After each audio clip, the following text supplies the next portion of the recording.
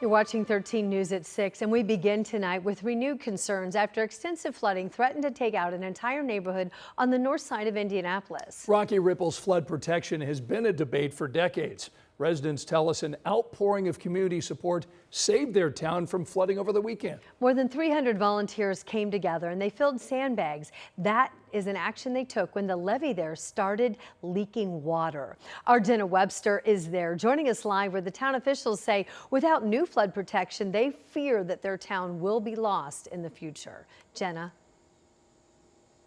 Yeah, they're really saying now is the time to take action. So what I'm standing on right now is the current levee, and the town council president tells me today that it likely will not survive another flood. Now, the White River has really gone down quite a bit. I'm not sure if you can see that ruler in the background there. Bit of an unofficial gauge to measure the river levels, and I'm told it was about 17 feet high this weekend. There's standing water still because we're still pulling stuff away. Jeannie Malone was luckier than most. Her garage in Rocky Ripple only with an inch or so of water, saved by many, many sandbags. It seeped at the beyond this oak tree and then right here. And seeping is what causes breaching. And breaching is disaster.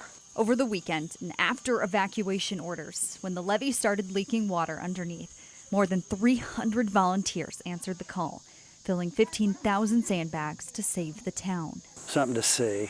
It was like an ant colony just taking care of itself. But it will take more than an emptied volleyball pit to save the town from any future floods. If something like this happens again anytime soon, it probably will not survive. Town Council President Randy Sanders says the levee is too damaged, weakened beneath, and eroded above, and needs to be replaced.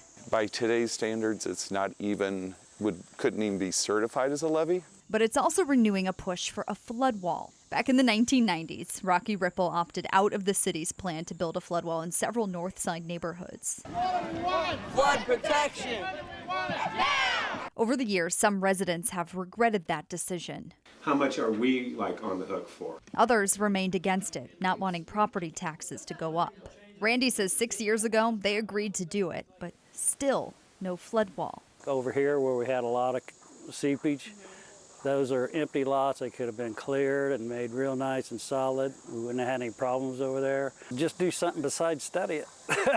They wanted to send the modeling and send the design to FEMA in advance to be able to say, we want to know definitively that we are building something that FEMA has kind of checked the box and said this is accreditable. That's been going on 2 years now, she says. If we don't get it done, this town will be lost in the future. But today, Rocky Ripple stands thanks to the people who came to its rescue. Rocky Ripple has put in a request to meet with DPW to see what they need to do to move this long-discussed flood wall project forward, actually take some action on that. But they say either way, this levee needs to be replaced. All right, Jenna Webster in Rocky Ripple for us tonight at 6. Thanks so much. So a big part of recovery efforts is assessing the damage. Families going through their homes, finding what survived and what was destroyed. But that is a heartbreaking process. It is hard to do, but in the end, it's necessary because it can lead to relief. Emily Longnecker joins us in Ravenswood, a neighborhood here in Indianapolis where residents are going through that painful process right now. Emily. Yeah, they are. You guys, folks have been at it all day here in Ravenswood. Everywhere you look, there's some kind of cleanup happening, someone doing something, people going through items, figuring out what they've got to throw out, what they've got to salvage. Take a look. Somebody is saving this globe. It's an old one, too. It's got the USSR on it. The city has also brought in dumpsters like you see right here where people can dump items ruined in the flood. The city also has trucks in here picking up big items that can't be salvaged. Think furniture, drywall, appliances. All people need to do is set the items on the edge of their property, and the city will pick them up. The Marion County assessor says you could get a discount on property taxes for property damaged by the flood. Residents can fill out something called a 137R form, found on the state and city's websites. It lets the county assessor know what kind of damage you've had because of this weather.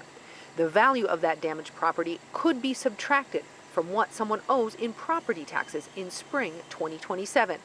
If someone's lost everything and is displaced from their homes, they may avoid paying property taxes this November.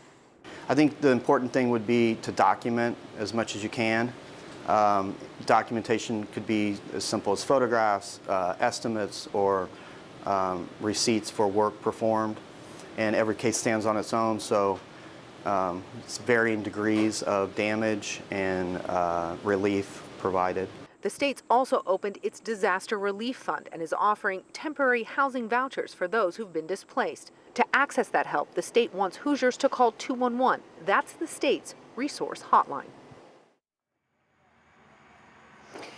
And when it comes to help at the federal level, it could be 7 to 10 days before Indiana knows if FEMA is going to declare this a major disaster. If that happens, individual residents could be able to get federal money to help in the recovery process. But folks here in Ravenswood certainly not waiting. The cleanup is well underway, as well as a growing realization that this is going to be a long road to recovery. Scott? Yeah, and we are seeing that cleanup effort right behind you. Emily Longnecker in Ravenswood, thanks so much. Indianapolis Mayor Joe Hogsett stopped by Ravenswood today taking a look at the damage. So we asked the mayor if the city had prepared enough for this flooding.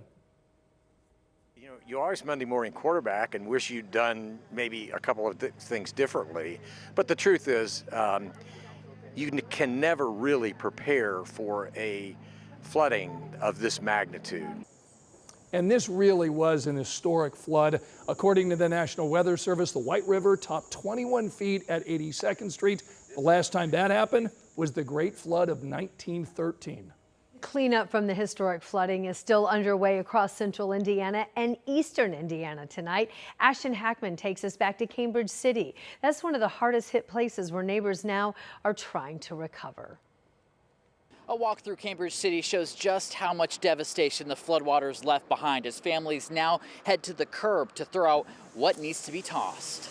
The water is gone, but for many in Cambridge City, the flood is still everywhere. I've been in the area for almost 60 years and, never seen water in our town like that. I talk to people every single day who really lost everything. Town Council President Jim McLean says about 250 of the town's 750 homes were damaged, including 175 with major damage. It's about 8 feet inside the house, 6 inches of mud. It ruined everything we had. Philip Shank and his wife escaped before the water reached their ceiling. Now their yard is a salvage lot. Trying to get rid of everything we have out here. The dumpsters aren't available yet to get them hauled off, so pretty much everybody in the neighborhood's stuck with what we got out in the road. Amy Bex is tearing out her first floor, 3 feet of water, leaving behind damaged flooring, walls, and insulation. It's been fairly overwhelming, and it's things that you can't really capture on camera because there's a smell, and it's really bad, and it's your home. And some of the biggest losses aren't things that can be replaced. I have 3 kids, and I've lost everything from their Christmas ornaments every year that were going to go to them when they were older, to their medical records. Receding waters leaving behind more than a mess to clean up. In Cambridge City, Ashton Hackman, 13 News. Much needed dry time across central Indiana. We'll take you into Bunker Hill, where we have a few clouds thanks to some storms up to our north and west. None of those storms headed our way this evening. There's a view at Morris Reservoir. Again, some sun, some clouds. More importantly, we are dry across central Indiana. Temperatures in the 70s and 80s. We have 77 in Richmond, 75 in Crawfordsville, 83 in Indianapolis, and that is actually the new high for the day. Coming downtown, we've got 6:35 first pitch at Victory Field. Nice and mild this evening. Temperatures will be in the middle and upper 70s now through about sunset. Throw the umbrella in the backpacks for tomorrow. Some scattered showers around early in the day. A bit more muggy tomorrow morning at the bus stop, 70, and then some off and on downpours and a few storms possible. That will include the State Fair forecast for tomorrow. Some off and on rain and storms. I'll have the hour-by-hour timeline in just a few minutes. We'll be right back.